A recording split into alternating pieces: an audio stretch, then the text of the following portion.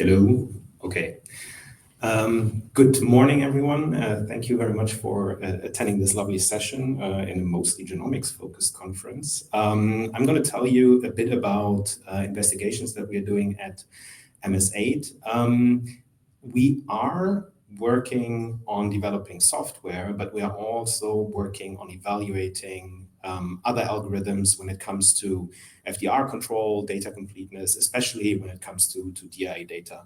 And really, what the key message here is that search algorithms are effectively in a conflict of interest. As a search algorithm, you try to identify as many precursors as possible, but at the same time, you have control over the false discovery rate. So you want to try to maximize IDs and minimize error. And unfortunately, most algorithms are black boxes, right? So you need to trust what they report. But luckily, there's a method to actually evaluate whether the FDR that is reported by an algorithm is actually correct. And that method is called entrapment experiments, and I want to briefly walk you through the theory of it before we actually look at data. So entrapment experiments are also called double decoy experiments, and when you have your distribution of scores that are, for example, search engine scores, you usually have a bimodal distribution. You have your high-scoring true targets, and then you have your low-scoring false targets. But where shall we apply a cutoff here in order to say we have 1% FDR? Well, the typical method that is used in computational mass spectrometry is that you use decoys. You search also against a decoy database, and those decoys mimic your false targets. And if you have them overlapping at the lower end of your score distribution, you can derive a cutoff, that vertical line that says, if I cut at that particular score and I accept everything with a higher score than that, then I have 1% FDR. However, this is the part that is sort of black boxy in most algorithms. And now the entrapment approach is very similar to the decoy approach in that on top of your decoys, you add another class of sequences into your FASTA database, and those are called entrapments. And these, similar to decoys, are expected to not be in the sample. So they should also mimic your false target distribution.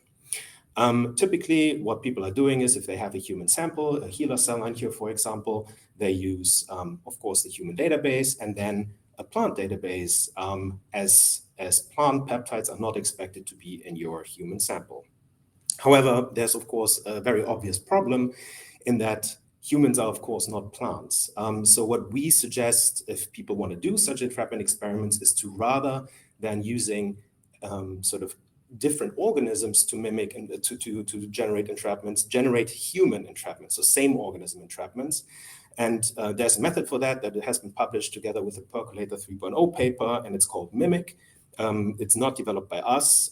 We just make it available behind the website here, which you can visit. And the fact, what it does is it takes a peptide sequence and it shuffles all amino acids between the N and the C terminus, leaving N and C terminus intact. So from peptide R, you get pit deep R. And those are much closer to your actual target peptides and hence are the better entrapments.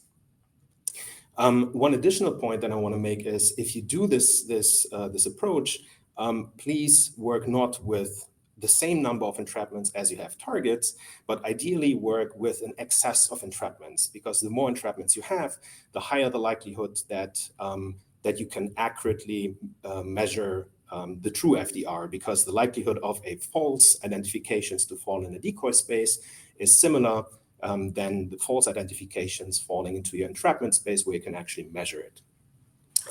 This then leads to you being able to calculate entrapment FDR, and in an ideal world, entrapment FDR and the true entrapment FDR and the decoy-based FDR should be similar.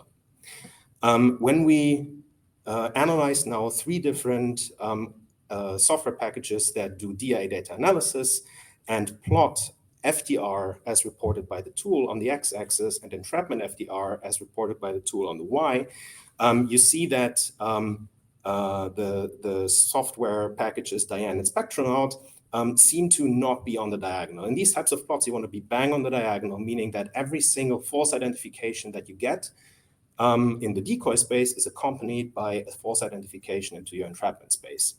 That unfortunately is not the case for these two software packages, and the result of that is that they seem to identify precursors at FDR which are not surviving an entrapment FDR cutoff. So now back to the title of the talk. When we look at data completeness as a function of entrapment FDR, then what we see is just straight from the get-go, the three software packages that I'm showing here seem to be different when you cut only at FDR. And you see that Diane identifies more than the other two software packages, and data completeness in Diane and Spectronaut seems to be very high. But if you cut your data set not only at FDR, but also at entrapment FDR, data completeness gets substantially reduced in both Diane and Spectronaut, and that is due to the plot that I showed you earlier, where both Diane and Spectronaut shoot up in entrapment FDR and then are horizontal again. We looked at some of these precursors that don't survive entrapment FDR, and here we have histograms of run-specific precursors, so in comparison to their intensity.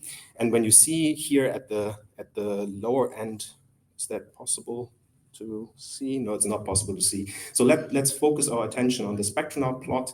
You see at very close to zero, there's a distribution of precursors that have nearly no intensity at all, but they're still confidently identified. We looked into these a bit more in detail. This is one of the precursors that are very high in abundance, and this is one of the confidently identified precursors that are very low in abundance. And if you look at the posterior error probabilities for these two precursor identifications, both being based on 6 fragment ions, then just based on posterior error probability, you're not able to distinguish the two. However, as a biochemist looking at that trace of fragment ions, you immediately can say what is a true identification, what is a false identification. Well, the problem here is that these lower curves, where you have essentially just noise, make up more than 1% of the data. And I'm talking here about full proteome data. I'm not talking even about single cell. If you're going to single cell, this is much more severe. So software packages really sort of try to optimize on something. I don't know what it is, but these precursors are clearly wrong. And if we ask the community, how many fragment ions do you really want to observe in your data in order to be confident about an identification, the majority of people say, well, 3 would be good. I personally would say the more the merrier, but a minimum of 3 would be required. I would argue the bottom identification doesn't have 3 precursor identifications. We systematically looked at that using a tool that we've developed, just a Shiny application, and it just uses fragment ion intensity as a measure to curate precursors. And now we come to the last part, which is essentially accuracy. No, not accuracy, precision, I'm sorry. So here we have split the data set into given how often we quantify a precursor based on at least one curated fragment. So a curated fragment has an intensity bigger than 1. And you see that there are precursors that are never quantified on a curated fragment. And those samples have the lowest, the highest precision. So measuring noise, you can do very consistently, and using CV as a measure of goodness of identification is actually not good in this case, because these 56 precursors here that are never quantified on any fragment with an intensity bigger than 1, those are the most precise measurements. So in conclusion, it's very important to inspect search engine results very closely instead of solely relying on FDR. That is not a finding that only we have shown. Bill's lab actually also has shown at ISMB very similar data. I think we should very carefully inspect these search engines in order to derive at biological conclusions that are not driven by errors. And with that, I'm at the end of the talk, and all that is left is to acknowledge the people that are doing the work. It's not just me, I'm just the one that sits here or stands here and talks. I also would like to acknowledge our collaborators. And if you want to learn more, most of the data is now a CompMS preprint, which you can access via that QR code. Thank you very much.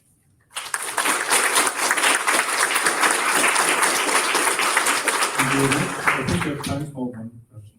Okay. I think it's cool the plot you showed with the one that looks great and the one that looks like noise.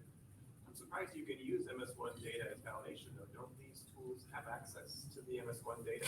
Do you have any theory for why they're making these hypotheses, even though the data looks... They do have access to MS1, but the problem is that given the limited dynamic range that you have in MS1, in the majority of all cases, especially with low abundance data as you have in single cell, you have to rely on MS2 because you're much more sensitive there, given that you've actually selected for a particular precursor. So I would have thought that in these particular situations, they can only make the judgment based on fragment ions. For that particular precursor, there will be no MS1 signal for sure.